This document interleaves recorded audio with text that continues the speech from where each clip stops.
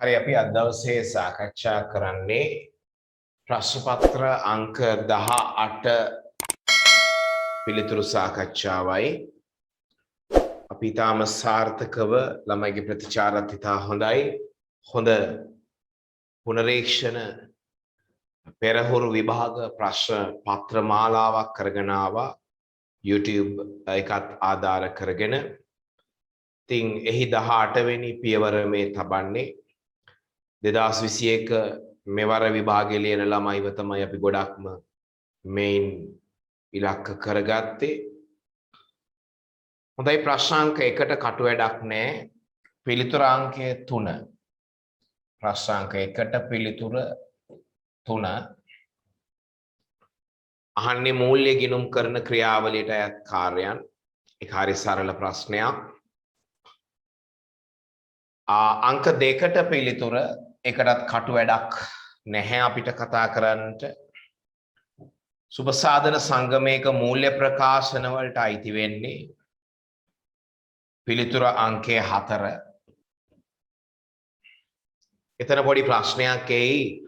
මුදල් ප්‍රවාහ ප්‍රකාශනයේ අපි සිලබස් එකේ මූල්‍ය ප්‍රකාශන ලෙස හදන්නේ නැහැ. සුබ සාධන සංගම් වල සමිති සංගම් වල අපි හදන්නේ ආදායම් ප්‍රකාශනයේ හෙවත් ආදායම් හා වියදම් ගිණුමයි මූල්‍ය තත්ත්ව ප්‍රකාශනයයි විතරයි. මුදල් ප්‍රවාහ ප්‍රකාශනය අපි හදන්නේ නැති වුණාට ඒක අනිවාර්යයෙන්ම මූල්‍ය ප්‍රකාශන කට්ටලේ සංරක්ෂකයක් ලෙස සලකනවා.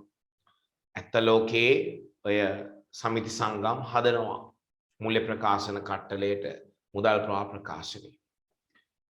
මේක පන්තියේදීත් ඔබට ප්‍රකාශ කරලා ඇති ගුරුවරයා. තුන්වෙනි ප්‍රශ්නෙට පෙර වැඩක් අපි සාකච්ඡා කරනවා. අහන්නේ ඉස්සලම තොග රැඳවුම් කාලය ගන්න සූත්‍රය ඔබ දන්නවා. තොග රැඳවුම් කාලය ගන්නේ අවුරුද්දට තියෙන දින ගණන බෙදනවා තොග පිරිවැටුම් වාර ගණන. අවුරුද්දට දින 360යි බෙදනවා තොග පිරිවැටුම් වාර ගණන. තොග පිරිවැටුම් වාර ගණන පෙර වැඩකින් හොයා ගන්න ඕනේ. විකුණුම් පිරිවැය දීලා තියෙනවා. සාමාන්‍ය තොගේ දීලා තියෙනවා. ඒතර විකුණුම් පිරිවැය 1000 කොහෙද දීලා තියෙන්නේ? ගානේ දීලා තියෙනවා විකුණුම් පිරිවැය 1000යි කියලා. ඇයි විකුණුම් 5000යි නම් දලලාභය 4000යි නම් විකුණුම් පිරිවැය 1000යි. ඒක සාමාන්‍ය තොගෙන් බෙදන්න. ඒතර එනවා තොග පිරිවැටුම් වාර ගණන අපිට අවශ්‍යයි මෙතනදී වාර 5යි. ඒ අනුව තොග රැඳවුම් දින 72යි. ඊළඟට අහන්නේ ඒකෙම සාමාන්‍ය ණය ගැතියෝ කීයද කියලා. මේ පිළිතුර හැංගිලා තියෙනවා. ණය ගැති පිරිවැටුම කියන සූත්‍රය ඇතුලේ සාමාන්‍ය ණය ගැතියෝ හැංගිලා තියෙනවා. ඒ අනුව සාමාන්‍ය ණය ගැති වෙනවා රුපියල් 4,16,667. ණය ගැති පිරිවැටුම කියන සූත්‍රය ඇතුලේ ඔබ දන්නවා ණයට විකුණුම් බෙදීම සාමාන්‍ය ණය ගැතියෝ. සාමාන්‍ය ණය ගැතියෝ තමයි අපෙන් අහන්නේ. සාමාන්‍ය ණය ගැතියෝ තමයි අපෙන් අහන්නේ. ඒ අනුව ණය ගැති පිරිවැටුම අපි කොහොමද දන්නවා මෙතනින් අපි හොයාගත්ත ණය ගැති පිරිවැටුම. ඒ අනුව ණය ගැති පිරිවැටුම අපි කොහොමද දන්නවා? ණයට විකුණුම් කොහොමද දන්නවා? සාමාන්‍ය ණය ගැතියෝ තමයි අපෙන් අහන්නේ. උත්තරේ 4,16,667. මේවම ඉලක්ක කරගෙන ඔබ සාමාන්‍ය පන්ති කාමරේ අධික ලෙස වැඩ කරලා ඇති දැන් මේ වෙනකොට.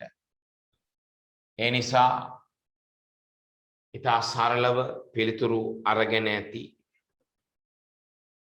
ඒ අනුව තුන්වෙනි ප්‍රශ්නෙට පිළිතුරු අංකය 5. තුන්වෙනි ප්‍රශ්නෙට පිළිතුරු අංකය 5. 4 5 6 7 8 ප්‍රශ්න සියල්ල ඇවිල්ලා තියෙන්නේ එකම ප්‍රශ්නයක් පදනම් කරගෙන. 4 යන්නේ 2020 3.31 කියන්නේ වසර මුල මුදල් සහ මුදල් හා සමාන දෑ. මේ දෙන්නේ වසර මුල මුදල් සහ මුදල් හා සමාන දෑ. කෙටි කාලීන මාස දෙකක ආයෝජනයක් තියෙනවා. ඊට අමතරව අතැති මුදල් තියෙනවා. ඊට අමතරව බැංකු අයිරාවක් තියෙනවා. වසර මුල දවසේ මුදල් සහ මුදල් හා සමාන දෑ රුපියල් 15 ලක්ෂයක්. බින්දු තුන නැතුව නම් 1500. පස්වෙනි ප්‍රශ්නය ආන්නේ වසර මුල කාරක ප්‍රාග්ධනය යනු වසර මුල ජංගම වත්කම් වලින් වසර මුල ජංගම වගකීම් අඩු කරන්න. එවිට එනවා වසර මුල කාරක ප්‍රාග්ධනය 8500යි. ඒ අනුව පිළිතුර අංකය 5 වෙනි එකට 3, 4 වෙනි එකට පිළිතුර අංකය 2. 4 වෙනි එකට පිළිතුර අංකය 2, 5 වෙනි එකට පිළිතුර අංකය 3. 6 වෙනියට අහනවා LKS 7 මුදල් ප්‍රවාහ ප්‍රකාශන ප්‍රමිතියට අනුව කාරක ප්‍රාග්ධන වෙනස. LKS 7 මුදල් ප්‍රවාහ ප්‍රකාශන ප්‍රමිතියට අනුව අපි දන්නවා වක්‍ර ක්‍රමයේදී කාරක ප්‍රාග්ධන වෙනස ගණනය කරන ආකාරය. තොගේ වැඩිවීමක් නිසා අඩු කරනවා 2000යි. ණය ගැතියෝ අඩුවීමක් නිසා වැඩි කරනවා 3000යි. ණය හිමියෝ අඩුවීමක් නිසා අඩු කරනවා 1500යි. උපචිත මේයෝ වියදම් අඩුවීමක් නිසා අඩු කරනවා 300යි. සුද්ධ වශයෙන් කාරක ප්‍රාග්ධනයෙන් වන බලපෑම LKS 7 ප්‍රමිතියට අනුව ඍණ 800ක්. ඒ අනුව පිළිතුර අංකය 1. 6ට පිළිතුර 1. 7 වෙනි ප්‍රශ්නේ ඒ ප්‍රශ්නේම පදනම් කරගෙන මුදලින් ගෙවූ ආදායම් බද්ද මේ තියෙන්නේ පෙර වැඩේ ඉතා සරලයි. ආදායම් බදු ගිණුමේ මුල උපචිතය අග උපචිතය දීලා තියෙනවා. ලාභ ගිණුමට ගිය ගාන දීලා තියෙනවා. ඒ අනුව මුදලින් ගෙවූ ආදායම් බද්ද අහන්නේ ප්‍රශ්නාංක 7 මුදලින් ගෙවූ ආදායම් බද්ද. උත්තරේ අංක 1 900යි. ප්‍රශ්නාංක 8 අහන්නේ 2021 3.31 සුද්ධ මුදල් ප්‍රවාහය. හරිම පහසුයි. මේ මුල මුදල් සහ මුදල් හා සමානද? මේ අග මුදල් සහ මුදල් හා සමානද? එනේ අතර වෙනස තමයි සුද්ධ මුදල් ප්‍රවාහය. සුද්ධ මුදල් ප්‍රවාහය 3500යි. පිළිතුර අංකය 4. පිළිතුර අංකය 4. 9 වෙනි ප්‍රශ්නයට කටු වැඩක් නැහැ. මූල්‍ය වාර්තාකරණයේ සංකල්පනාත්මක රාමුව 2020 ඉඳලා සංශෝධනය වුණා. ඊට අනුව මූල්‍ය ප්‍රකාශනවල මූලිකාංග හඳුනා ගැනීම සඳහා සපුරාලිය යුතු නිර්ණායකයන්. ඊටාම බරපතල කතාවක්. ඒ තමයි 2020 සිට සංශෝධිත පිළිතුරයි මෙතනදී බලාපොරොත්තු වෙන්නේ. ඒ ලෙවල් විභාගෙදිත් එහෙමයි. ඒ අනුව පිළිතුර අංක 1. පිළිතුර අංක 1. ඊළඟ ප්‍රශ්නාංක 10 ඒකත් බලාපොරොත්තු වෙන්නේ සංශෝධිත පිළිතුර 2020න් පස්සේ මූල්‍ය වාර්තාකරණයේ සංකල්පනාත්මක රාමුව වෙනස් වුණා. ඒ අනුව මූල්‍ය ප්‍රකාශනවල මූලිකාංග මිනුම් කිරීමේ පදනම මූලිකාංග මිනුම් කරන්නේ ඓතිහාසික පිරිවැයට හෝ ප්‍රවර්තන අගය මත. පිළිතුර අංකය 2. පිළිතුර අංකය 2.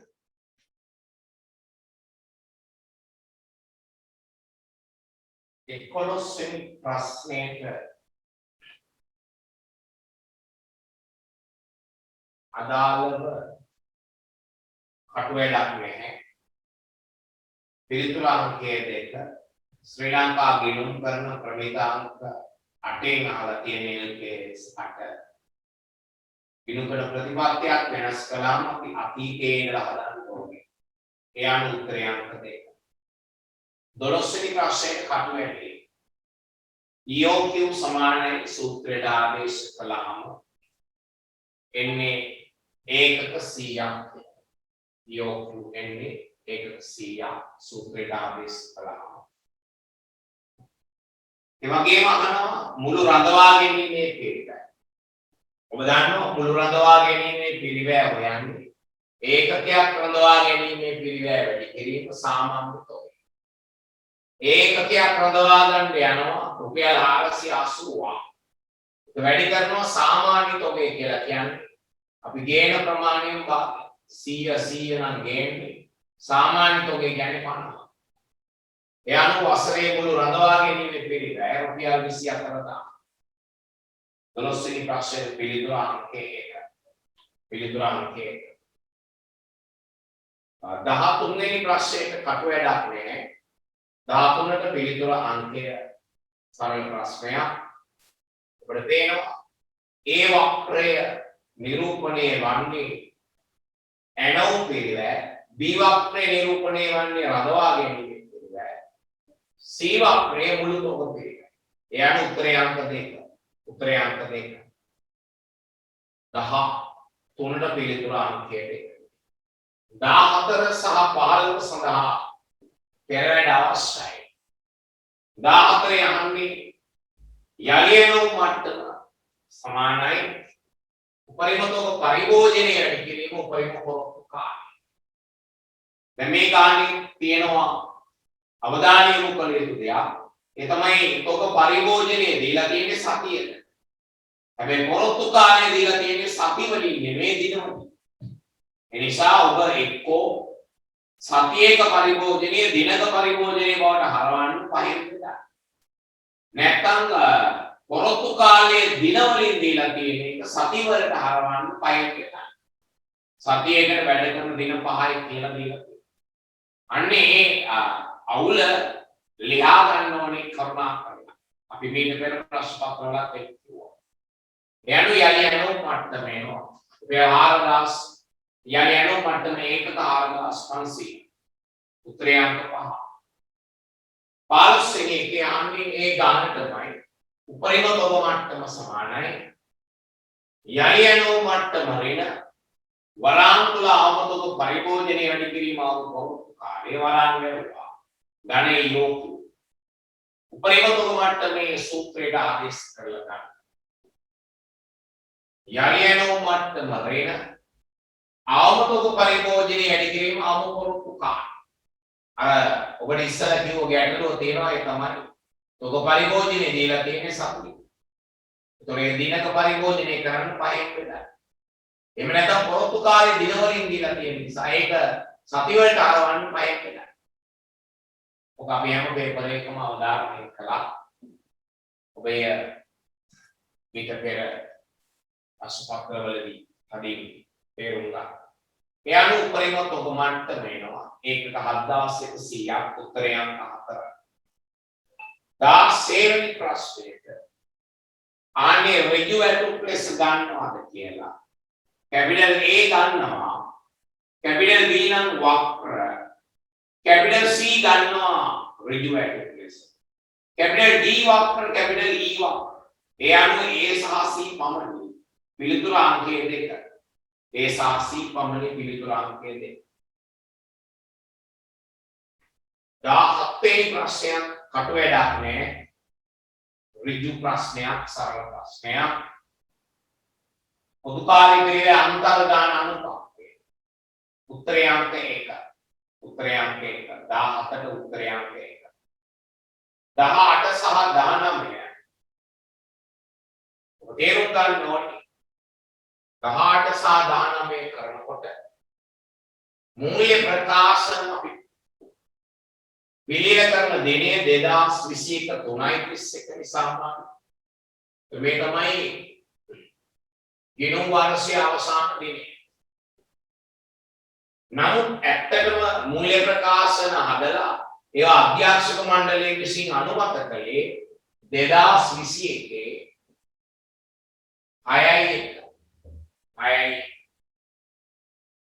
මෙන්න මේ කාලයේ අතරේ සිද්ධි තමයි 18 වෙනි ප්‍රශ්නෙට පිළිතුර ලෙස ගන්න. ඒ අනුව 18 වෙනි ප්‍රශ්නෙට පිළිතුර ගන්නකොට සිම්පල් A ගන්න බෑ. මොකද මේ කාලේ අතරේ වෙච්ච සිද්ධියක් නෙමෙයි. Simple A. සිම්පල් B ගන්න පුළුවන්.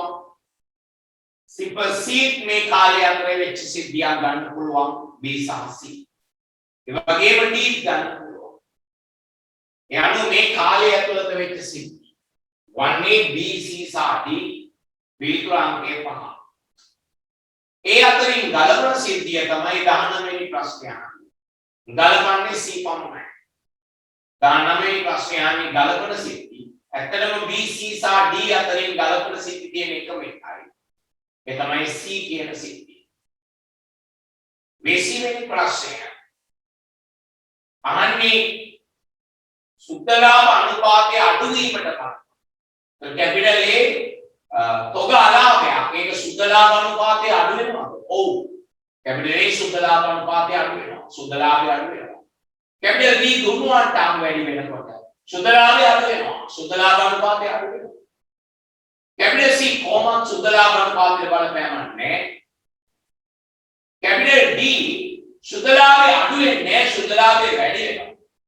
ඔබ දන්නවා පෞද්ගලික වර්ෂයේ උණතාවයක් පැවතිනවා.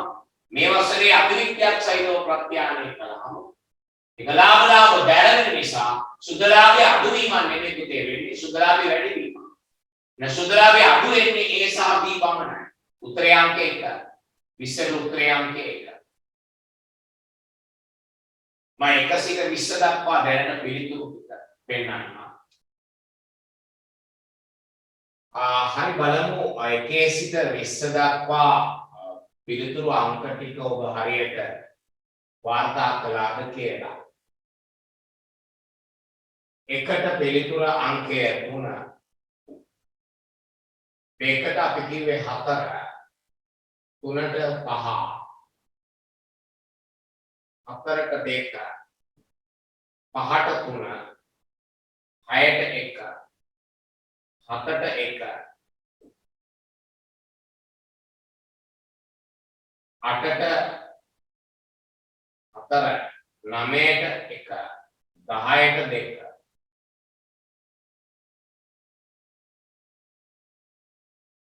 11 වෙනි එකට 2. 12ට 1. අපි කිව්වේ 13ට 2. 14ට 5. 15ට 4. 16ට 2. 17ට 1. 18ට 5. 19ට 5. 20ට 1. හරි අපි එමු 21 වෙනි ප්‍රශ්නයේ සිට සාකච්ඡාවට. 21 අහන සුද්ධ ලාභ අනුපාතය සහ පොලි ආවරණ අනුපාතය. ඍජු ප්‍රශ්නයක්. සුද්ධ ලාභ අනුපාතය අපි කටුවැඩේ පෙන්නලා තියෙනවා. 0.5 සුද්ධ ලාභයේ බෙදීම විකුණුම් වැඩි කිරීම 100. සාමාන්‍යයෙන් ගන්නේ අපි බදු අඩු කළ පසු ලාභය. විශේෂයෙන් විභාගයේදී කිව්වොත් විතරයි බදු පෙර ලාභය ගන්න. පොලි ආවරණ අනුපාතය එනවා වාර 9ක් කියලා. එතනදී විතරයි අපි බදු පෙර ලාභය ගන්නෙ. බදු පෙර ලාභය දන පොලි බෙදීම පොලි. ඒවා හරිම ඍජු සරල ප්‍රශ්න.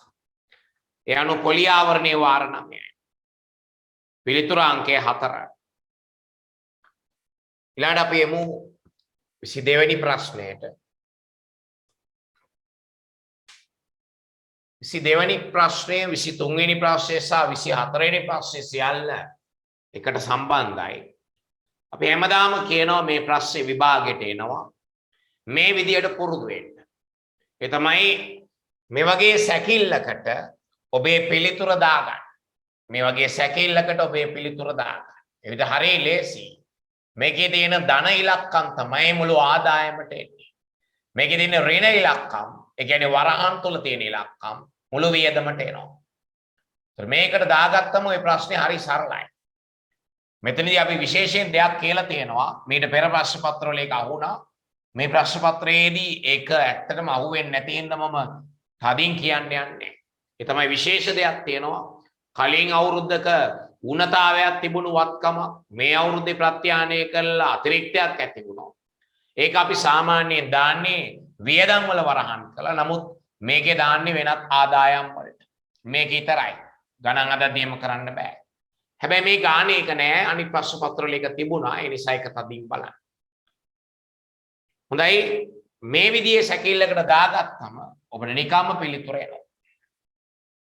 මුළු ආදායම එන්නේ ඔය ධන ලකුණු ටික එකතු කළාම 2090යි. මුළු වියදම එනවා ඔය ඍණ නැත්නම් වරහන් තුල තියෙන ඒවා එකතු කළාම 1580යි. ඒ අනුව පිළිතුර අංකය 2. පිළිතුර අංකය 2. 23ට එක කෙලින්ම උත්තරේ ඔබට පේනවා ලාභය කීයද කියලා 3,90,000යි. ඊට අමතරව ඔබට කෙලින්ම පේනවා වෙනත් විස්තීර්ණ ආදායම මේ තියෙන්නේ 1,20,000යි. උත්තරේ අංක 5 ලාභය සහ වෙනත් විස්තීර්ණ ආදායම අහන්නේ පිළිතුරු අංකය 5. 24 මුළු විස්තීර්ණ ආදායම ඔබට පැහැදිලිව පේනවා. ඒකයි මේ සැකිල්ලට ගාන කරන්න කියන්නේ උත්තරේ. ඒතර හරි ලේසි. 5,10,000යි. රඳවාගත් ඉපැයීම් කොහමද ගන්න? මෙතන වර්ෂයේ ලාභය. මේ වර්ෂයේ ලාභයෙන් අඩු කරන්න ගෙව් ලාභාංශ. ත්‍රිනෝ රඳවාගත් ඉපැයීම්. මෙතන වර්ෂයේ ලාභය. මේකෙන් අඩු කරන්න ගෙව් ලාභාංශය. ගෙව් ලාභාංශය රුපියල් 110ක් අඩු කරන්න. ඒතර එනවා රඳවාගත් ඉපැයීම් 2,80,000. උත්තරේ අංකය අංක 1 24ට උත්තරේ අංක 1. 25 හරීම ජනප්‍රිය ප්‍රශ්නයක් මුදල් ප්‍රවාහ ප්‍රකාශනවල වක්‍ර ක්‍රමය ඇසුරු කරගෙන අහපු ප්‍රශ්නයක්. මේයුම් කටයුතු වලින් ජනනය වූ වෙන කටු වැඩේ මේයුම් කටයුතු වලින් ජනනය වූ සුද්ධ මුදල අහන්නේ. ඒ අනුව බදු පෙර ලාභය අපිට ගානේ තියෙනවා පැහැදිලිව. වර්ෂයේ ලාභයේ 1,30,000ක් නම් ආදායම් බදු ලක්ෂයක් නම් මේ තියෙන බදු පෙර ලාභය 2,30,000. ඒක හරිම සරලයි. ඒකට අපි එකතු කළා ෂෙයා 30,000 සහ උපකරණ විකිණීමේ අලාභ 15,000. මේ ටික අපි ගන්නේ කාරක ප්‍රාග්ධන ගැලපීම ඔස්සේ. තොගය වැඩි වෙලා නිසා අඩු කළා 70,000. ණයගැතියෝ වැඩි වෙලා නිසා අඩු කළා 1,40,000. ණය හිමියෝ වැඩි වෙලා නිසා වැඩි කළා 1,10,000. ඒ අනුව මේයුම් කටයුතු වලින් ජනනය වූ මුදල යවුවා නම් උත්තරේ මේක. නමුත් මේයුම් කටයුතුෙන් ජනනය වූ සුද්ධ මුදල ආන නිසා උත්තරේ මේක. ඒක පැහැදිලිව තේරුම් ගන්න. මේ තියෙන ආදායම් බදු ගෙවි. ඒතර මෙතන එන්නේ මේයුම් කටයුතුෙන් ජනනය වූ මුදල. හැබැයි මේයුම් කටයුතුෙන් ජනනය වූ සුද්ධ මුදල ආනවා නම් එන්නේ මේක. ඒ අනුව උත්තරේ 85,000යි පිළිතුරු අංකය 3. 26 සහ 27 ප්‍රශ්නය සඳහා පෙරවැඩේ මෙන්න සැලසුම් අංශයයි නිමැවුම් අංශයයි පොදුකාර්ය පිරිවැය ඔබට කියනවා පැයකට රුපියල් 10 ගානේ පැය 8,000ක් ඒ කියන්නේ රුපියල් 80,000යි සැකසුම් අංශය. පැයකට රුපියල් 12 ගානේ පැය 10,000 ඒ කියන්නේ රුපියල් 1,20,000යි නිමැවුම් අංශයේ මුළු පොදුකාර්ය පිරිවැය. හැබැයි මේකට තව යන්ත්‍රශය එකතු වෙන්න ඕනේ. යන්ත්‍රශය යාළගේ අතින් මග ඇරෙනවා. යන්ත්‍රශය තිබුණා රුපියල් 30,000ක්. ඒකේ යන්ත්‍ර පිරිවැයේ අනුපාතයට විභාජනය කළ යුතුයි 20,000යි 10,000යි කියලා. ඒකේ ඒගොල්ලෝ අතින් මග ඇරෙලා. ඒක අපි එකතු කරගන්න. විදුලිය ඒගොල්ලෝ විභාජනය කරලා තියෙන්නේ භූමි ප්‍රමාණය මත. මෙතෙන් ඒගොල්ලෝ කරලා තියෙන විදුලිය විභාජනය අපි අයින් කරලා විදුලිය හරි විභජනය අපි දාගත්තා වොට් ගණනයේ අනුපාතයට. විදුලිය 20,000 ඒගොල්ලෝ විභජනය කරලා තියෙන එක අපි අයින් කරගත්තා භූමි ප්‍රමාණය අනුපාතයට. අපි හරි විභජනය දාගත්තා වොට් ගණනයේ අනුපාතයට. ඒ අනුව සැලසුම් අංශයේ මුළු පොදු කාර්ය පිරිවැයාව 92,000 නිවැරදි අගය. නිමැවුම් අංශයේ මුළු පොදු කාර්ය පිරිවැය නිවැරදි අගය 1,38,000ක්. 26 වෙනි ප්‍රශ්නය අහන්නේ සැකසුම් අංශයේ සංශෝධිත පොදු කාර්ය පිරිවැය අන්තර්ගාන අනුපාතය. ඒ අනුව අයවැයගත පොදු කාර්ය පිරිවැය මෙතන අපි හොයලා ගත්තා 92,000. බෙදනවා අයවැයගත පැය ගණනින් යන්ත්‍ර පැය ගණනින් 8,000. ඒ අනුව මේ තියෙන්නේ සංශෝධිත නිවැරදි පොදු කාර්ය පිරිවැය අන්තර්ගාන අනුපාතයේ පැයකට රුපියල් 11,50ක් වෙනවා සැකසුම් අංශය. ඒ අනුව උත්තරේ අංක 3. 27ට උත්තරය ඒක මෙතන පැහැදිලිව පේන්න තියෙනවා කියා දෙන්න දෙයක් නෑ. උත්තරේ අංක 5. උත්තරේ අංක 5. 28 වෙනි ප්‍රශ්නයට අදාළ පෙරවැඩේ 28 වෙනි ප්‍රශ්නයට අදාළ පෙරවැඩේ නම්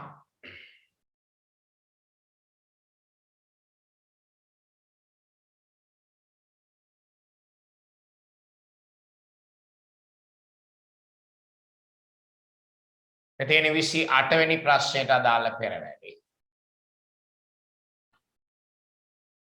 සුද්ධ වේතනය ගන්නේ කොහොමද කියලායි බලන්න ඉස්සලා. මෙතන දල වේතනය. දල වේතනය අඩු කරන්න සේවකයාගේ 10%ක EPF දායකත්වය.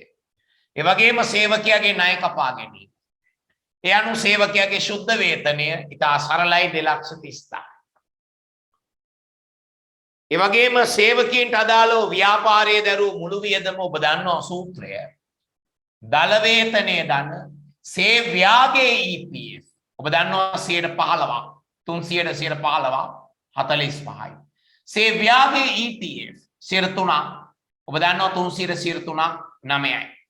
ඒ අනුව ව්‍යාපාරයේ දරන මුළු වියදම ගන්න සූත්‍රය ඔබ දන්නවා. දල වැටුපට එකතු කරනවා සේවයාගේ EPF 15% සහ සේවයාගේ ETF 3%යි. ඒ අනුව 354ක් එනවා මුළු වියදම.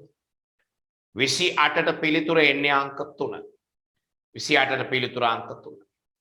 29 කටු වැඩක් නැහැ. පිරිවැය ලාභ පරිමා විශ්ලේෂණය. ඒ කියන්නේ ආන්තික පිරිවැයකරණයේ පාඩමෙන් අහලා තියෙන්නේ. නිවැරදි ප්‍රකාශ අහන්නේ. කැපිටල් A ඒකකයක විකුණුම් කොමිස් අඩු වෙනවා කියන්නේ ඇත්තටම අපිට හොඳයි. විකුණුම් කොමිස් කියන්නේ අපේ විචල්්‍ය පිරිවැය. ඉතින් ඒක අඩු වෙනකොට අපේ සමච්ඡේදන ලක්ෂ්‍යය තව ළඟට එනවා අඩු වෙනවා. ඔය එක හරි. කැපිටල් A නිවැරදි ප්‍රකාශය.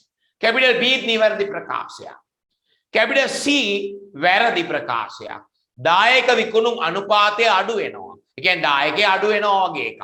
ඒතර සමච්ඡේදන ලක්ෂ්‍යය තව ලඟ වෙන්නේ නැහැ කියන එකයි වෙන්නේ. එහෙනම් කැපිටල් AB නම් නිවැරදි, C නම් වැරදි ප්‍රකාශය. කැපිටල් D වැරදි ප්‍රකාශය. ස්ථාවර පිරිය වැඩි වෙනවා කියන්නේ අපිට නරක දෙයක්. ඒතර සමච්ඡේද ලක්ෂ්‍යය තව අඩු වෙන්නේ නැහැ, තව එහාට යනවා. එසා C සහ D දෙකම වැරදි ප්‍රකාශ. A සහ B පමණි උත්තරේ අංක 4. උත්තරේ අංක 4. 30 වෙනි ප්‍රශ්නය එකෙත් කටු වැඩක් නැහැ. ඒකේ අහන්නේ LKS 16 දීපල පිරියත උපකරණ ප්‍රමිතියට අනුව අපි මිලදී ගන්න දීපල පිරියත උපකරණ මුලින්ම අපි හඳුනගන්නේ පිරිවැයට. ඔබ දන්නවා මුලින්ම පිරිවැයට හඳුන ගන්නවා. පස්සේ තමයි පිරිවැය ආකෘතියට හෝ ප්‍රත්‍යාගන ආකෘතියට මිනුම්කරණය කරන්නේ. අපි මුලින්ම හඳුනගන්නේ පිරිවැයට. එන උත්තරේ අංක 2. 30ට උත්තරේ 2. මම පෙන්වන්නම් එකේ සිට 30 දක්වා පිළිතුරු ටික. මෙතන එකේ සිට 30 දක්වා පිළිතුරු. 1 2 3 4 ආදී වශයෙන් මම 20ක් යලි බැලුවා. අන්තිම ටික හරියට බලන්න. 21ට 4 කිව්වා, 22ට කිව්වේ 2 කියලා. 23ට 5, 24ට 1, 25ට 3, 26ට 3, 27ට 5, 28ට 5, 29ට 4, 30ට 2. හොඳයි. ලකුණු දාගන්න ඕවට ලකුණු 4 ගානේ.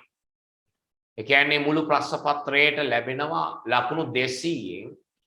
ඒ අනුව දැනට ලකුණු 4 ගානේ දාගන්න. මුළු ප්‍රශ්න පත්‍රයට ලකුණු එන්නේ 200න්. ෆස්ට් පේපර් එකේ 200න් එන්නේ. සෙකන්ඩ් පේපර් එකේ 200න් එන්නේ. 200න් අරගෙන අපි දෙකෙන් බෙදා ගන්නවා පස්සේ. හොඳයි 4 ගානේ ලකුණු දාගෙන යන්න.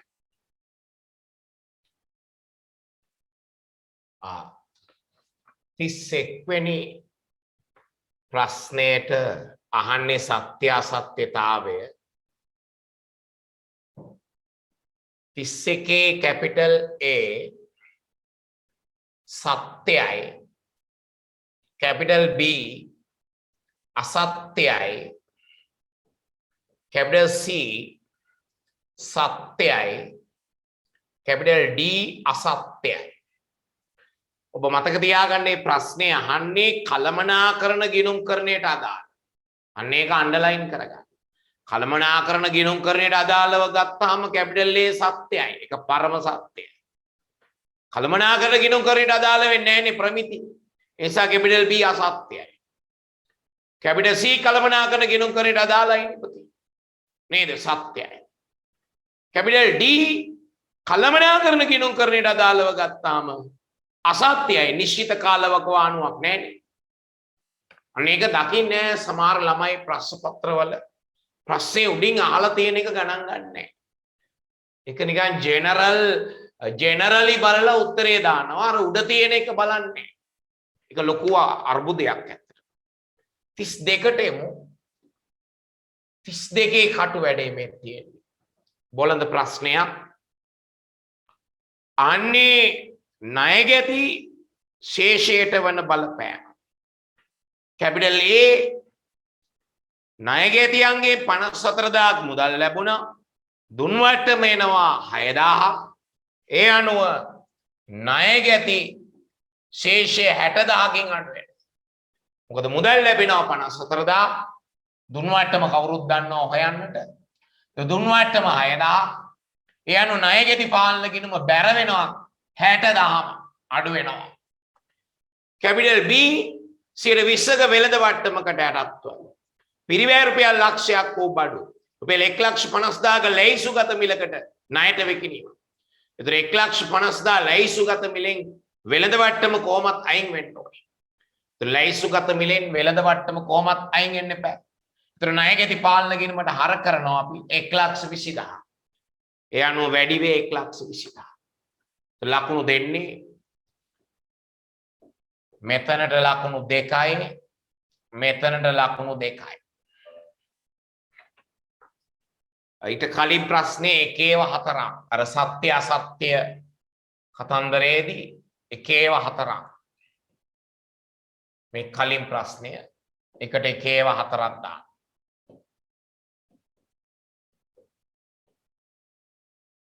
හොඳයි මේ 32 වෙනි ප්‍රශ්නය මේකට 2යි මේකට 2යි සියලුම ලකුණු එන්නේ අන්තිමට 4/50ක් 200ක් කියලා. හොඳයි 33 වෙනි ප්‍රශ්නය ගැන අවධානය යොමු කරමු. 33 වෙනි ප්‍රශ්නේ අහන්නේ මූලික සටහන් පොත. ප්‍රශ්නේ හොඳට කියවන්න. ඒක කියන විදියට 33 වෙනි ප්‍රශ්නේ කියන විදියට මේක ඖෂධ විකුණන ව්‍යාපාරයක් ෆාමසි එකක් වගේ එකක්. එතකොට कैपिटल A ඔබ දන්නවා ඖෂධ නිකන් ෆාමසි එකක වගේ රෝදපොටු තොගයක් ණයට මිලදී ගැනීම යන්නේ ගැනුම් ජර්නලයට कैपिटल B ෆාමසි එක ඖෂධ බෙදා හැරීම සඳහා රථයක් අත්පිට ගැනීම මුදල් ගෙවීම් ජර්නලය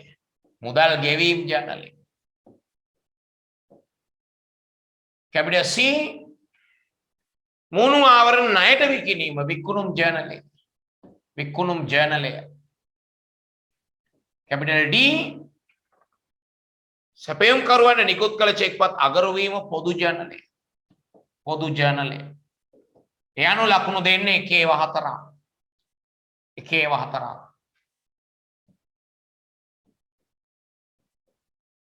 ලකුණු 1/4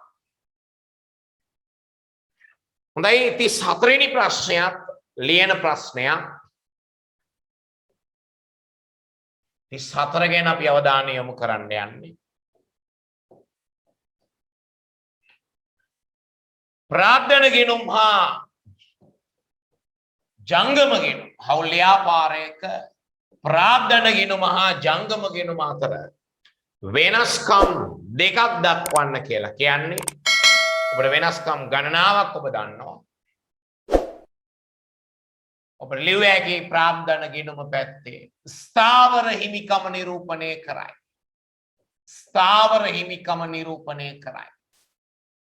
ජංගම ගිණුම පැත්තේ විචලනය වන හිමිකම නිරූපණය කරයි අන්න එහෙම ලියුවනම් ඒ පේලියටම ඔබට පුළුවන් ලකුණු 1 දාන්න මේ පැත්තට 1යි මේ පැත්තට 1යි දාන්න ඊළඟ තවත් වෙනසක් ප්‍රාග්ධන ගිණුම පැත්තේ බැර ශේෂයක් දැකිය හැක ජංගම ගිණුම පැත්තේ බැර හෝ හර ශේෂයක් දැකිය හැක බැර හෝ හරශේෂයක් දැක්කිය හැකියි. ඔය විදිහට ලකුණු දෙන්න මෙතන 1යි 1යි. යනු මුල් ලකුණු උපරිම 4යි හම්බ වෙන්නේ. තව වෙනස්කම් තියෙනවා ඒවටත් ලකුණු. ඒ කියන්නේ උපරිම ලකුණු 1 4ක් දෙන්න.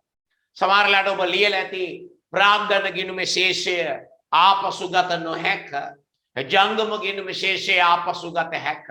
ඒවත් හරි. ඒවත් හරි. කොමරි උපරිම ලකුණු 1 4යි දෙන්න. තව ඔබ සමහර වෙලාවට ලියලා ඇති හිමිකාරත්වයේ ව්‍යුහාත්මක වෙනස්කම් ප්‍රාග්ධන ගිණුමේ වාර්තා කරනවා. ලාභ විසර්ජනයෙන් ඇතිවන වෙනස්කම් ජංගම ගිණුමේ වාර්තා කරනවා. ඒ වගේ ඔබ ලියලා ඇති.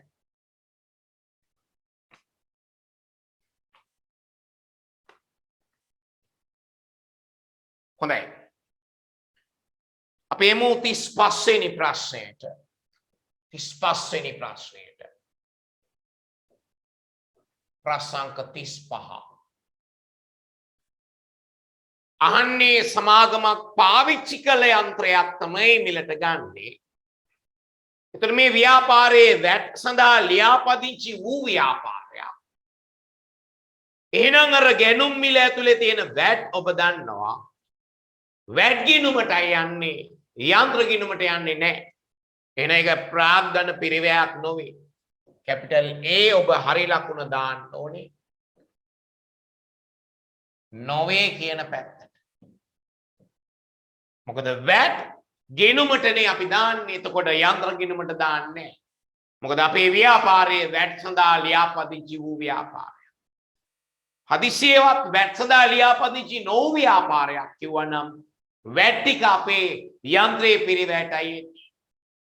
හරි නමුත් මෙතන යන්ත්‍රයේ පිරිවැටෙන්නේ නැහැ. මොකද අපි VAT සඳහා ලියාපදිංචි වී ඇති නිසා. ඒක ඔබට පන්ති කාමරයේ සිද්ධාන්ත පැහැදිලි කරලා ඇති අනිවාර්යයි. කැපිටල් B කවුරුත් දන්නවා. යන්ත්‍රයේ පිරිවැට අයිති වෙන්නේ. කැපිටල් C යන්ත්‍රයේ පිරිවැට අයිති වෙනවා.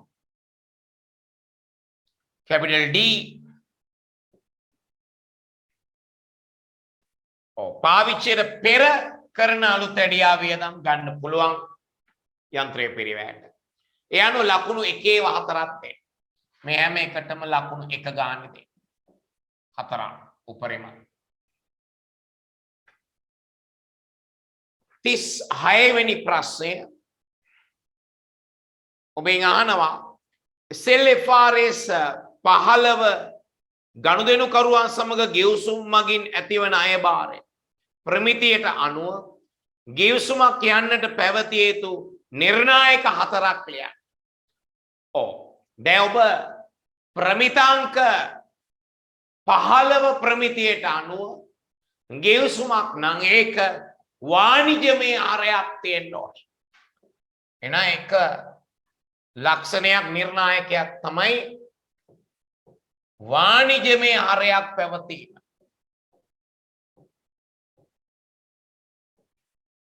වාණිජමය ආරයක් වාණිජමය අර්ථයක් ව්‍යාපාරිකමය අර්ථයක් තියෙන්න ඕනේ. ඔබ කාට හරි කිව්වොත් එහෙම ව්‍යාපාරයක් කරගෙන යන අතරේ ඔබ කියනවා අසල්වැසි අසරණ කෙනෙක් මිය ගිහලා අපි ඇවිල්ලා ඔයගලන්ගේ හට් එක ගහලා දෙන්නම් කිය. ඒක ඇවිල්ලා වාණිජමය හරයක් නැහැ.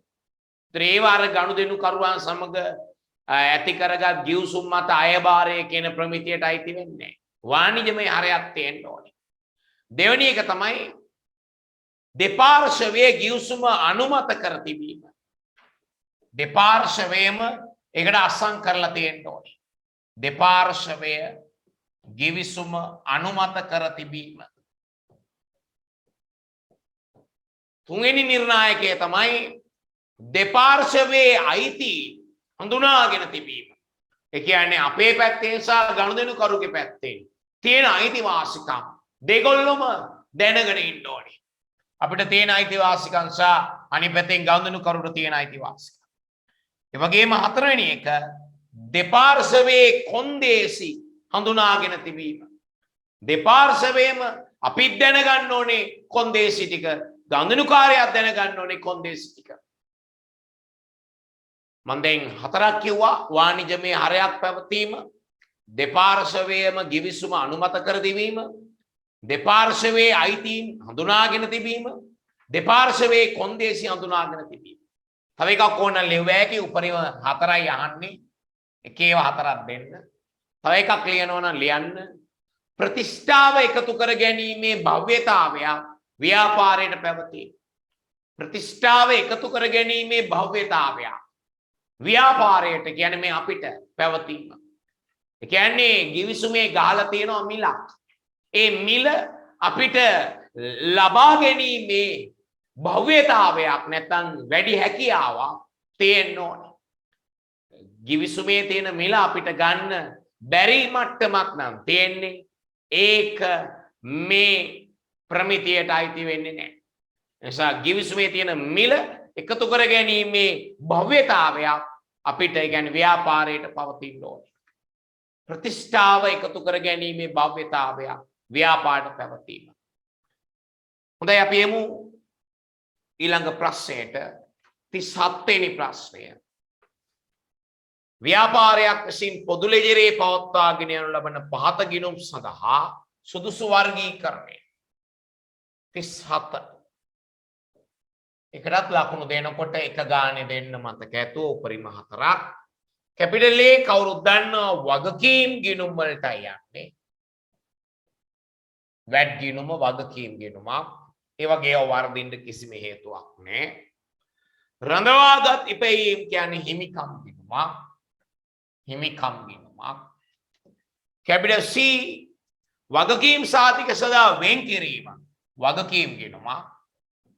වගකීම් ගිණුමක්. ආපසු යැවුම් වියදම් ගිණුමක්.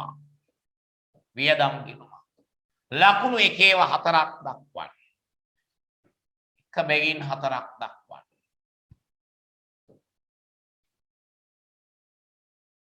38 වෙනි ප්‍රශ්නයට පෙර වැඩක්.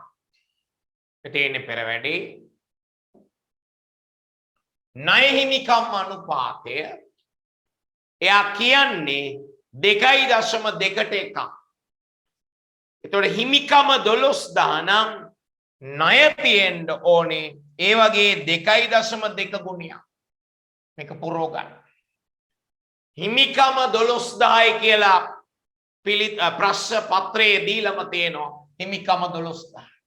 එතකොට මේක එකෙන් බෙදලා 2.2කින් වැඩි කළාම එනවා ණය 26400.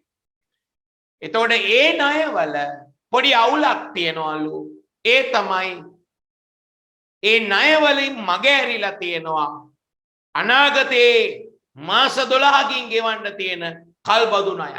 එතකොට මේ ණය වැරදිලු අනාගතේ තව මාස 12කින් ගෙවන්න තියෙන කල්බදු ණයක්. ඒ කියන්නේ ජංගම වගකීමක් මේක ඇතුළට ඇවිල්ලා නැහැලු. එතකොට ඒ ණය මුදලත් මෙතනට දාගන්න. එතකොට සැබෑ ණය එන්නේ 26400 නෙමෙයි තව 2500ක් දාගත්තම 28900. මේ තියෙන්නේ සැබෑ ණය. මේ යාලට ආපු ණය මුදල. මේ යාලගේ ණය. මේ තියෙන්නේ සැබෑ ණය. මොකද එයාලා අතින් මග ඇරිලා තියෙනවා ජංගම වගකීම් වල තිබුණලු අර කල්බදු ණය වල කොටසක්. ඒක ණය ප්‍රාග්ධනයට මග ඇරිලාලු. ඒකත් එක්ක දාගත්තම සැබෑ ණය ප්‍රාග්ධනය 28900. ඒ අනුව අයන්නට පිළිතුර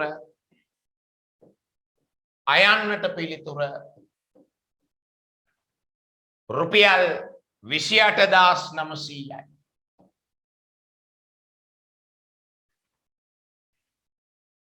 සංඛ්‍යා දහස් වලින් තමයි කටු වැඩේ කළේ. එතකොට බිඳු 3 මතක ඇතුව දාගන්න. එතනට ලකුණු දෙකක් දෙන්න. එතනට ලකුණු දෙකක් දෙන්න. ආයන්නට පිළිතුර මෙතන අපි කරලා තියෙන්නේ 2.4ට එකක්. නැත්නම් 2.4යි කිව්වත් හරි. 2.4ට එකක්. නැත්නම් 2.4ක් කිව්වත් හරි. ඒ අනුව ලකුණු මෙතනට 2යි මෙතනට 2යි නේ. මෙතනට 2යි මෙතනට 2යි ලකුණු දෙන්න. 4ක් උපරිම. 39 වෙනි ප්‍රශ්නයට කටු වැඩක් තියෙනවා ඔබට.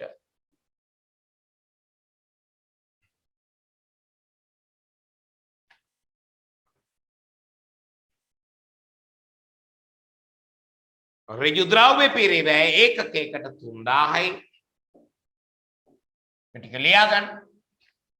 ඍජු ශ්‍රම පිරිවැය ඒකකයකට 2000යි. අනෙකුත් ඍජු පිරිවැය ඒකකයකට 750යි.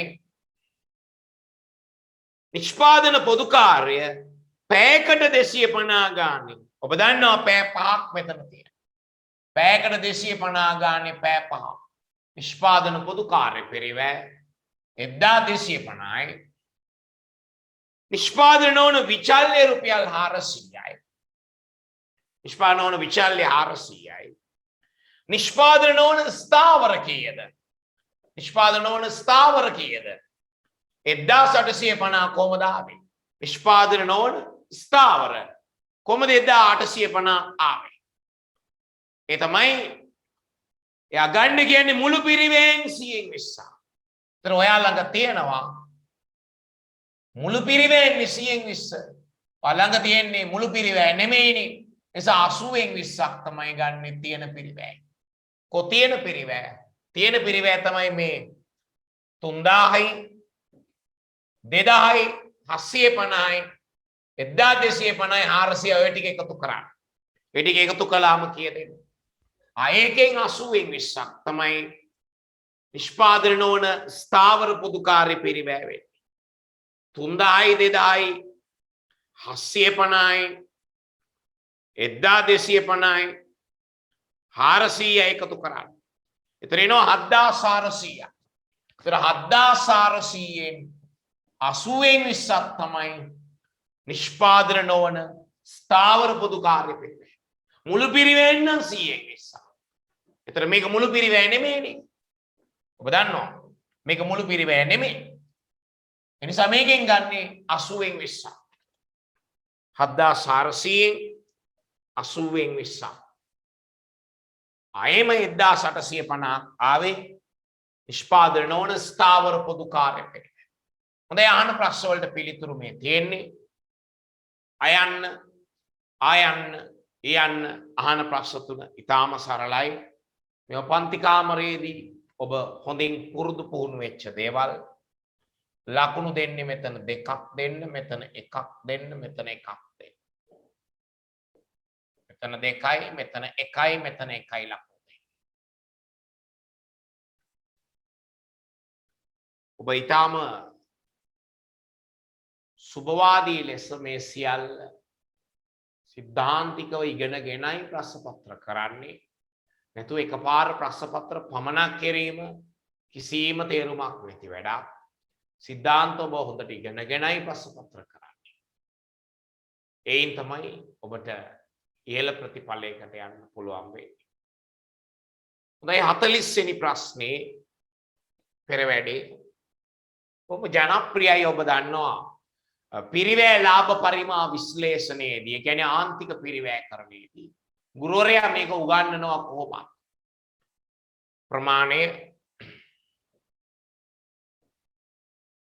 ප්‍රමාණය ඒකකයක පිරිවැයෙන් වැඩි කළාම අපිට එනවා මුළු පිරිවැය. මෙතන ප්‍රමාණය 29 දී ඒකකයක පිරිවැය ඔබට කියලාම තියෙනවා. එකකින් රුපියල් 20ක අලාභයක් එනවා කියන්නේ අපි 80කට විකුණනවා නම් ඒ කියන්නේ පිරිවැය 100යි. එකක පිරිවැය 100ක් වෙනවා. මොකද 80කට විකුණනවා 20ක් අලාභය. ඒ කියන්නේ එකක පිරිවැය 100යි. ඒතර මුළු පිරිවැය ලක්ෂ 20යි. ඔය විදිහට 46 දී මුළු පිරිවැය හදාගන්න. රුපියල් 28 ලක්ෂ 40000. මොකද 40000ක් වික්කොත් අපිට එකක පිරිවැය වෙන්නේ රුපියල් 71යි. මොකද රුපියල් 9ක් ලාභ එනවා නම් 80කට විකුණලා ඒ කියන්නේ එකක පිරිවැය ඇවිල්ලා 71යි. ඒ අනුව මුළු පිරිවැය 28 ලක්ෂ 40000. ඔබ දන්නවා මෙතන එනවා ඩෙල්ටා TC බෙදන්න මෙතන ඩෙල්ටා Q වලින්. මෙතන එතකොට එන්නේ එකක ආන්තික පිරිවැය. ඩෙල්ටා TC කියන්නේ මේකේ වෙනස. ඩෙල්ටා Q වලින් බෙදන්න මේකේ වෙනස. මෙතන එනවා ආන්තික පිරිවැය. එකක විචල්්‍ය පිරිවැය. රුපියල් 42ක් කියලා. ඒක ආව ගමන් ඔබට අනිත් උත්තර ටික පහසුවෙන් ලයා ගන්න පුළුවන්. පන්ති කාමරේදී ඔබ මේක කරලා තියෙනවා. ඒ අනුව එකක විචල්්‍ය පිරිවැය තමයි මේ ආන්තික පිරිවැය කියලා කියන්නේ. ඒතර ඔබට පුළුවන් ඒක එක්ක මේකෙන් වැඩි කරන්න. එහෙම නැත්නම් මේකෙන් වැඩි කරන්න. එතකොට ඔයාලට පුළුවන් වෙනස තමයි හැමතිස්සෙම එකම ගාණක් එන්නේ ස්ථාවර පිරිවැය. එක්ක මේක 22න් වැඩි කරන්න නැත්නම් මේක 42න් වැඩි කරන්න. එතන එන උත්තරයෙන් ගන්න වෙනස කීයද කියලා. එතකොට වෙනස හැමතිස්සෙම වෙන්නේ ස්ථාවර පිරිවැය එකම ගාණ. අපේ 11,60,000. ආයන්නේ අහන්නේ ඒකකයක දායකයේ රුපියල් 38යි. කොහමද ගන්න ඒකකයක දායකයේ ඒකකයක විකුණුම් මිල ඍණ ඒකකයක විචාල්‍ය පිරිවැය. ඒකකයක දායකයේ රුපියල් 38. එතන ස්ථාවර පිරිවැය ඒකකයක දායකයෙන් බෙදුවාම ඔබ දන්නවා. ලාභ සමච්ඡේදන ප්‍රමාණය එනවා. 30,526 ගාණක් එන්නේ ලාභ සමච්ඡේදන ප්‍රමාණය. අපි ලකුණු දීලා තියෙන්නේ එතන ලකුණු 2 1 1. ලකුණු මෙතනට 2යි මෙතනට 1යි මෙතනට 1යි වශයෙන්. අපි මු 41 වෙනි ප්‍රශ්නෙට එක හරි සරලයිනේ. ලිඛිත ගිවිසුමක් නැති ව්‍යාපාරයක් නිපුතා. එතකොට ලිඛිත ගිවිසුමක් නැතුව තමයි මේගොල්ලෝ ප්‍රාග්ධන පොලි දාලා තියෙන්නේ. එහෙම දාන්න බෑනේ. මෙතන ප්‍රාග්ධන පොලි. ප්‍රාග්ධන පොලි ඒගොල්ලෝ දාලා තියෙන්නේ ලිඛිත ගිවිසුමක් නැතුව. එහෙම දාන්න බෑ. ඒ වගේම ලාභ කොටස් මෙහෙම දාන්නත් බෑ. ලාභ කොටස් සමසමව නෙන්න ඕනේ. එතකොට මේ ටික ආපහු ඔක්කොම එකතු කරන්න. මේ ටික ඔක්කොම එකතු කළාම එන්නේ කීයක්ද? මේ ටික ඔක්කොම එකතු කළාම 1,40,000ක් එනවා. ඒක සමසමව හරනම් බෙදෙන්න ඕනේ 70,000. මේ ටික ඔක්කොම එකතු කළාම 1,40,000ක් එනවා. ඒක සමසමව හරනම් 70,000 බෙදෙන්න ඕනේ. දැන් එතකොට මොකද්ද ගැළපෙන්න?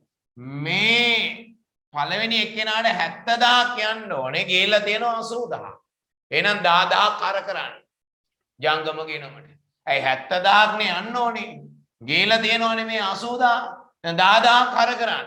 ජංගම ගෙනම එයාගේ නම මොකද්ද? නලින්. ජංගම ගෙනම නලින් අර 10,000. ඊළඟ එක්කෙනා මානෙල්ට 70,000 යන්න ඕනේ. හැබැයි තියෙන්නේ 60,000. එහෙනම් මෙයාට තව 10,000ක් බැර කරන්න. එහෙනම් උත්තරේ කොහමද එන්නේ? ජංගම ගෙනම නලින් අර 10,000යි.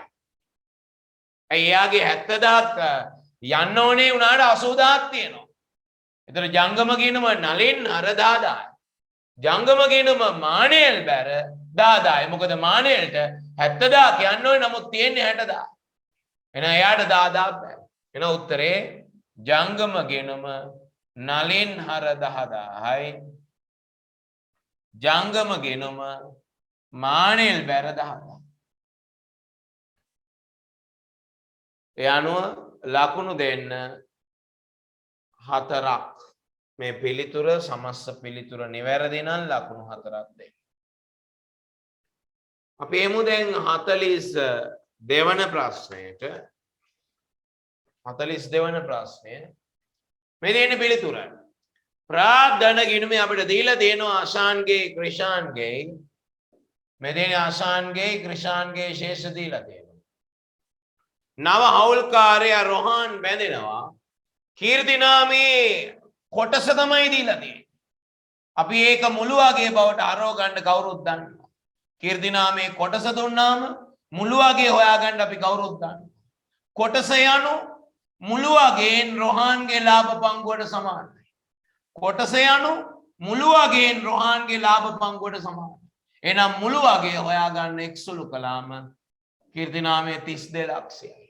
කීර්තිනාමේ 32 ලක්ෂයේ නව අනුපාතයට මෙතන හර වෙනවා. කීර්තිනාමේ 32 ලක්ෂයේ පැරණි අනුපාතයට බැර වෙනවා. ඒ අනුව අහන්නේ මේ දෙන්නගේ ප්‍රාග්ධන ගිණුම වල ශේෂ කීයද කියලා. මේ තියෙන්නේ අශාන්ගේ ශේෂය, මේ තියෙන්නේ ක්‍රිෂාන්ගේ ශේෂය. කීර්තිනාමේ ගැලපුවට පස්සේ ප්‍රාග්ධන ගිණුම් ශේෂ අහන්නේ. ඒ අනුව ලකුණු 2 2 දෙන්න. අශාන්ගේ 18 ලක්ෂයයි කිව්වට මෙන්න මේකට ලකුණු 2ක් දෙන්න. ක්‍රිෂාන්ගේ 9 ලක්ෂයයි ලකුණු 2ක් දෙන්න. 43 වෙනි ප්‍රශ්නේ පෙර වැඩේ. 43 ඊටාත්ම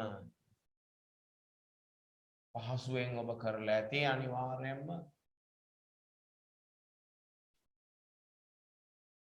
43 තොග පිරිවැටුම දීලා දෙනවා වාර 6යි කියලා. අපි දන්නවා තොග පිරිවැටුම කියලා කියන්නේ විකුණුම් පිරිවැය බෙදීම සාමාන්‍ය තොගය.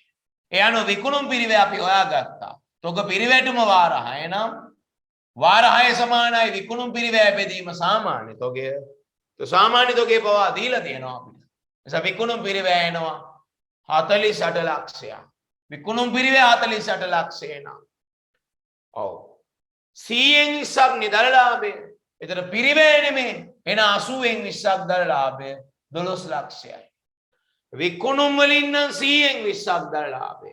මේ පිරිවැයනේ එන 80න් 20ක් දල ලාභය 12 ලක්ෂයයි. ඒතර අහන්නේ දල ලාභය කීයද කියලා 12 ලක්ෂයයි. ඒකට ලකුණු දෙන්න දෙකක්.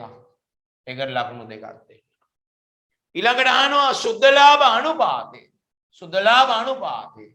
ඉතින් පුතා දල ලාභය ඔබ ළඟ තියෙනවනේ. මෙතෙන් දල ලාභය. ඒකෙන් මේ වියදම් ඔක්කොම අඩු කරපුවාම එනවා මෙන්න සුද්ධ ලාභය. මෙන්න සුද්ධ ලාභය. එන සුද්ධ ලාභ අනුපාතය ගන්නේ සුද්ධ ලාභය බෙදීම විකුණුම් වැඩි කිරීම 100. 6.67ක් වගේ. ඒ අනුව 6.67 හරියට ලිව්වනම් එතනට ලකුණු දෙකක් දෙන්න.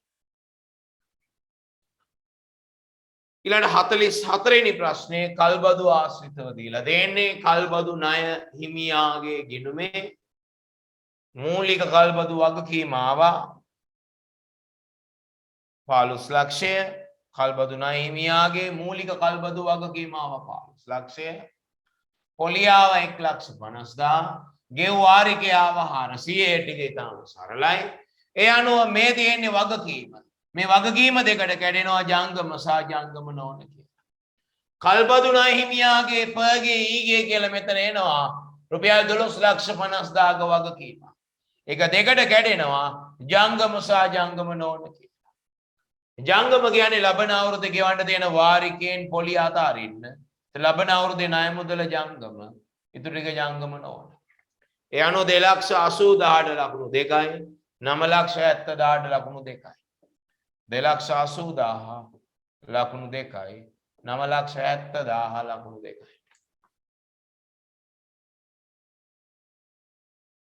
ඊළඟ 45 වෙනි ප්‍රශ්නය. පොඩි ස්කන්ධ ප්‍රකාශනයක් නැත්නම් හිමිකම වෙනස් වීම පිළිබඳ ප්‍රකාශනයක් වගේ චූටි එකක් හැදුවාම ඔබට පිළිතුර නිකම් වෙනවා. ආරම්භක ශේෂ ටික දීලා තියෙනවා. ආරම්භක ශේෂ ටික දීලා තියෙනවා. මේ ප්‍රකාශිත ප්‍රාර්ථනය මේ ප්‍රත්‍යයන සංචිත ශේෂයන් නැහැ. මේ පොදු සංචිතය මේ රඳවාගත්තේ. පොදු සංචිතයේ යොදාගෙන ප්‍රාබ්ධනිත කිරීමක් කරලා තියෙනවා ලක්ෂ 6ක. අපි කියනවා ප්‍රසාද නිකුතුව කියලා. ඊට අමතරව කොටස් නිකුතුවක් කරලා තියෙනවා ලක්ෂ 8ක. කොටස් නිකුතුවක් කරලා තියෙනවා ප්‍රසිද්ධ කොටස් නිකුතුවක් ලක්ෂ 8ක. මේ තමයි මුළු විස්තීර්ණ ආදායමෙන් කොටසක් ප්‍රත්‍යයන සංචිතය, අනිත් කොටස වර්ෂයේ ලාභය. මේ දිනේ ගෙව් ලාභාංශ රුපියල් 3,50,000. ගෙව් ලාභාංශ. එනම් පිළිතුර නිකම් එනවා. අයන්නේ යන්නේ මුළු හිමිකම කීයද කියලා. හිමිකම මෙතන ලකුණු දෙකක් දාන්න නිවැරදි පිළිතුරට. ඔව් මේ හිමිකම මේ ටික ඔක්කොම එකතු කළාම හිමිකම එනවා ඔබට. රුපියල් 56 ලක්ෂයක්. ඊළඟ හිමිකම මත ප්‍රතිලාභය. සුද්ධ ලාභය බෙදන්නේ හිමිකමෙන් වැඩි කරන්න 100. සුද්ධ ලාභය 7,50,000. බෙදන්නේ හිමිකම 56 ලක්ෂය. සුද්ධ ලාභය 7,50,000. බෙදන්නේ හිමිකම රුපියල් 56 ලක්ෂය. වැඩි කරන්න 100. එවිට එනවා හිමිකම මත ප්‍රතිලාභය 13.39ක් වගේ. එතනට ලකුණු දෙකක් දෙන්න. 46 වෙනි ප්‍රශ්නය ඔබ නිරන්තරයෙන්ම බලාපොරොත්තු වන සරල ප්‍රශ්නයක්.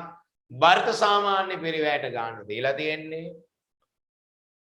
ඉස්ලාම ඔබ ළඟ තියෙනවා ඒකක 1,500ක් 15 ගානේ 22,500.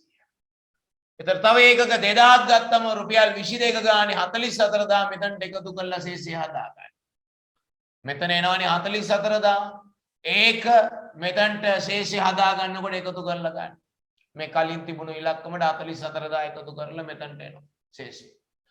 ඊළඟ රුපියල් 18 ගානේ 3,500 වැඩි කරලා එන උත්තරය මේකට එකතු කරපුවාම ශේෂය එනවා. ඒ අනුව ඒකකයක WAC WAC per unit. ඒකකයක WAC එන්නේ රුපියල් 18,750. මේ තියෙන වටිනාකම බෙදනවා මේ ප්‍රමාණය. මේ වටිනාකම බෙදනවා මේ ප්‍රමාණය. ඒවා හරීම සරල බාලාංශයේ වැඩ. ඒ අනුව ඒකකයක WAC රුපියල් 18,750. හොඳයි. අහන ප්‍රශ්න දෙකට පිළිතුරු ඉතාම සරලයි. ඒ අනුව විකුණපු 5000 පිරිවැය ගන්න 18,750 ගන්න. විකුණපු 5000 පිරිවැය ගන්න 18,750 ගන්න. රුපියල් 92,500. ආයේකට ලකුණු දෙකක් දාන්න. ඒකට ලකුණු දෙකක් දාන්න. ඉතිරි වෙනවා කොහමත් 7,000න් 5,000 ගියාම ඉතුරු වෙන්නේ 2,000යි. ඒකේ පිරිවැය එනවා 18,750 ගන්න. රුපියල් 37,000. ලකුණු දෙකක් දාන්න. අය අපි 7,000 තිබිලා 5,000ක් වික්කම ඉතුරු වෙන්නේ 2,000යි. ඒකේ පිරිවැය එනවා රුපියල් 18,750 ගන්න. 37,000. හොඳයි 47 වෙනි ප්‍රශ්නෙට එමු. 47 වෙනි ප්‍රශ්නේ ආයෝජන තීරණ සිලබස් එකේ අවසාන ඒකකයෙන් අහලා තියෙන්නේ. පුංචි ප්‍රශ්නයක්. සියල්ලට කලින් ඔබට ගුරුවරයා පුරුදු කරනවා මෙන්න මේ වගුව හදා ගන්න ඕනේ කියලා කටු වැඩක්. මේක අදාගත්තොත් තමයි ඔබට ඕන ප්‍රශ්නයකට උත්තර දෙන්න පුළුවන් වෙන්නේ ආයෝජන තීරණවල. වසර බිඳුවේදී ඔබට 2000ක් එළියට යනවා. 2000ක් එළියට යනවා. වසර එකේදී 900ක් එනවා 300ක් යනවා. ওই විදිහට වසර දෙකේදීත් එහෙමයි. තුනේදීත් එහෙමයි. ওই විදිහේ පෙර වැඩක් ඔබ කොහොමත් පන්ති කාමරේ පුරුදු වෙනවා. එතකොට ඔබට අහන ප්‍රශ්න ඕන එකට උත්තර ගන්න පුළුවන්. අහන්නේ මොනවද? ඒ අයන්නේ අහන්නේ පළමු වර්ෂයේ සුද්ධ මුදල් ප්‍රවාහය. මෙතන පළමු වර්ෂයේ සුද්ධ මුදල් ප්‍රවාහය 900යි ඍණ 300යි. උත්තරේ 6 ලක්ෂයයි. උත්තරේ 6 ලක්ෂයයි. අපි 6 ලක්ෂයට දෙනවා ලකුණු දෙකක්. එතන 6 ලක්ෂයට ලකුණු දෙනවා අපි දෙකක්. ඊළඟට ආයන්නේ අහන්නේ මොකද්ද? අපේක්ෂිත ලාභය කිව්වහම පුතේ ඔයා තේරුම් ගන්න ඕනේ මේ විකුණුම් ආදායමෙන් වියදම් අඩු කරන්න ෂෙයර්ත් එක්ක. එතකොට තමයි ලාභය එන්නේ. විකුණුම් ආදායමෙන් වියදම් අඩු කරන්න ෂෙයර්ත් එක්කලා. ෂෙය කොහමද ගත්තේ? ෂෙය ගත්තේ මෙහෙමයි 2000 නේ වත්කම එක බෙදන්න ආයු කාලය වසර 8. එතකොට එනවා ෂෙය 250. ෂෙය 250. ෂෙයත් අඩු වුණාම තමයි වාර්ෂික ලාභය එන්නේ 3,50,000. යන්නේ ආන්නේ පිළිගෙවුම් කාලය. ඔබ දන්නවා හැම අවුරුද්දෙම එකම ගාණක් නම් හම්බෙන්නේ. පිළිගෙවුම් කාලය හොයන්න වගු ඕනේ. නිකම් එව්ව ඇති. රුපියල් 2,000ක් යට කරනවා 600 ගාණේ හම්බෙනවා. ඉතින් පිළිගෙවුම් කාලය අවුරුදු 3.3. හරි. ඒ අනුව ලකුණු දෙනකොට මෙතන 1යි මෙතන 1යි දෙන්නේ. මෙතන 1යි මෙතන 1යි. හොඳයි. 48 වෙනි ප්‍රශ්නය SLFRS 15න් අහන්නේ. ඒක හොඳට බලන්න. SLFRS 15 ඔබ බොහොම හොඳින් පුරුදු වෙන ප්‍රමිතියක්. ගනුදෙනු කරුවන් සමග ඇති කරගත් ගිවිසුම් මත අයභාරය. ඔබට කියනවා ගොඩනැගිලි ඉදිකොට අලෙවි කරන ව්‍යාපාරයක්ලු අපි. ගනුදෙනු කරුවෙක් සමග ගිවිසුමකට එළඹුණා. මොනවාද කාර්ය සාධන බැඳීම් දෙකක් තියෙනවා. එකක් තමයි ගොඩනැගිල්ල විකිණීම. අනිත් එක තමයි වසර 5ක් දක්වා ගොඩනැගිල්ලේ සර්විස් කරලා දෙන එක. සේවා සැපීම. ගොඩනැගිල්ල විකිණීමයි වසර 5ක් දක්වා සේවා සැපීමයි තමයි අපි කාර්ය සාධන බැඳීම් ලෙස සලකන්නේ. ඒතර ගොඩනැගිල්ලේ විකිණුම් අගය රුපියල් 5000යි. ගොඩනැගිල්ලේ විකුණුම් අගය 50 ලක්ෂයක් නැත්නම් 5000. එතකොට සේවා ආදායම වෙන්නේ ඉතුරු 1000 දශලක්ෂය. සේවා ආදායම ඉතුරු 1000. ඒ කියන්නේ දශලක්ෂය. එතකොට හොඳට කියවලා බලන්න මේකේ කියන විදියට අපි මේ බිල්ඩින් එක විකුණුවා. බිල්ඩින් එක විකුණුවා නම් මේක කොහොමත් අයභාරයට එනවා. මේක කොහොමත් අයභාරයට එනවා. මොකද බිල්ඩින් එක විකුණුවානේ අයභාරයට එනවා. හැබැයි සේවා සැපයීම අපි පටන් ගත්තේ අවුරුද්දේ මැද. සේවා සැපයීම අපි පටන් ගත්තේ අවුරුද්දේ මැද. ඔක්කොම ටික එයා සේවා ආදායම් ගිණුමට දාගලු. හොඳට බලන්න බෝඩ් එක දෙස. මෙන්න මේ ඔක්කොම ටික සේවා ආදායම් ගිණුමට දාලාලු. එහෙනම් ගැළපීමක් කරලා අර වැඩිපුර ටික නොයිපයු ආදායම් ගිණුමට මේකෙන් ගලවලා ගෙනියන්න ඕනේ. මෙතන ප්‍රශ්නයක් නැහැ කොහොමද? මෙතන ප්‍රශ්නයක් නැහැ. සේවා සැපීම අපි පටන් ගත්තේ මේ අවුරුද්දේ හරියමද? ඒතර ඔක්කොම ටික සේවා ආදායම් ගිණුමට දාලා නම් ඒක වැරදි වැඩක්. ගලවන්න ඕනේ. කොච්චරද අපි ගලවන්න ඕනේ? කොච්චරද අපි ගලවන්න ඕනේ? ඔබ දන්නවා වසර 5කට සේවා සපයනවා නම් එක වසරක ආදායම වන්නේ දසලක්ෂයෙන් 5න් එකක් 2 ලක්ෂයයි. ඒකෙනුත් භාගයයි ඇත්තටම අපි තාම ගත කළේ අවුරුද්දෙන් හරියටම ඔක්තෝබර් 1 තමයි අපි සේවා සැපීම පටන් ගත්තේ. එතකොට අපිට ආදායම ලෙස ගන්න පුළුවන් ලක්ෂයක් විතරයි. දසලක්ෂය අපි අවුරුදු 5කටනේ. එතකොට එක අවුරුද්දක ආදායම 2 ලක්ෂයයිනේ. ඒ අවුරුද්දෙනුත් භාගයයිනේ අපි ඇත්තටම සේවා සැපෙව්වේ. එතකොට ආදායම ලෙස ගන්න පුළුවන් ලක්ෂයයි. එහෙනම් 9 ලක්ෂයක්ම අයින් කරන්න වෙනවා සේවා ආදායම් ගිණුමේ. මෙන්න ගැලපුම් සටහන. සේවා ආදායම් ගිණුම හර. ඔන්න ගලවනවා. සේවා ආදායම් ගිණුම හර කියන්නේ ඔන්න ගලවනවා 9 ලක්ෂයයි. නොයිපයූ ආදායම් ගිණුමට. ඔබ දන්නවා මේක යන්නේ නොයිපයූ ආදායම් ගිණුමට. බැර වෙනවා 9 ලක්ෂයක්. අපි කියනවා ඉස්සර මේකට ලැබුවත්තිකාරම් කියලා. නොයිපයූ ආදායම් ගිණුමට ගෙනියන්න. සේවා ආදායම් ගිණුමෙන් ගලවන්න. ඒ අනුව මේකට දෙන්න ලකුණු 4ක්. මේක නිවැරදි නම් ලකුණු 4ක් පිරිනමන්න. සේවා ආදායම් ගිණුම හර 9 ලක්ෂයයි. නොයිපයූ ආදායම් ගිණුම බැර 9 ලක්ෂයයි. 49 වෙනි ප්‍රශ්නේ කටු වැඩේට එන්න. 49 වෙනි ප්‍රශ්නේ අයන්නේ අහන්නේ සමාජික මුදල් ආදායම. අයන්න ප්‍රශ්නේ ඉතාමත්ම පහසු ප්‍රශ්නයක්. සමාජික මුදල් ආදායම. සමාජිකයෝ ගණන වැඩි කරන්න එක් අයෙකුගේ සමාජික ගාස්තුවේ. සමාජිකයෝ ගණන 100යි. සමාජිකයෝ ගණන 100යි. වැඩි කරන්න එක් අයෙකුගේ සමාජික ගාස්තුව රුපියල් 3000න්. සමාජිකයෝ ගණන 100යි ඉන්නේ. යාවජීව සමාජිකයෝ අතෑරියම සමාජිකයෝ ඉන්නේ 100යි. ඒක වැඩි කරන්න රුපියල් 3000යි. ඒ අනුව රුපියල් 3 ලක්ෂයක් එනවා සමාජික මුදල් ආදායම. ඊට අමතරව යාවජීව සමාජිකයන්ගෙන් ලැබුණු ගාණෙන් 5න් එකක් ආදායම ලෙස ගන්න ඕනේ. යාවජීව සමාජිකයෝ 20 දෙනාගෙන් රුපියල් 15000 ගානේ 3 ලක්ෂයක් හම්බුණා. ඒකෙන් 5න් එකක් ගන්න ඕනේ ආදායම ලෙස 60000. ඒ අනුව වසරේ ආදායම 3,60,000. වසරේ ආදායම 3,60,000. ඊට අමතරව අහනවා ආයන්නේ මුදලින් ලැබුණේ කීයක්ද කියලා. මුදලින් ලැබුණු ගාන මේ තියෙන්නේ. මේ දෙන 3,15,000යි. ඊට අමතරව යාවජීව සමාජිකයෝ 15 දෙනෙක්ගෙන් රුපියල්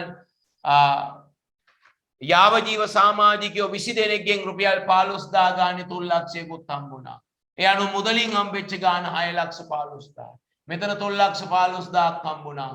මෙතන 3,15,000යි. ඊට අමතරව මෙතන යාවජීව සමාජිකයෝ 20 දෙනාගෙන් රුපියල් 15,000 ගානේ මුදල් ලැබුණා 3 ලක්ෂය. ඔක්කොම මුදල් ලැබිලා තියෙනවා 6,15,000.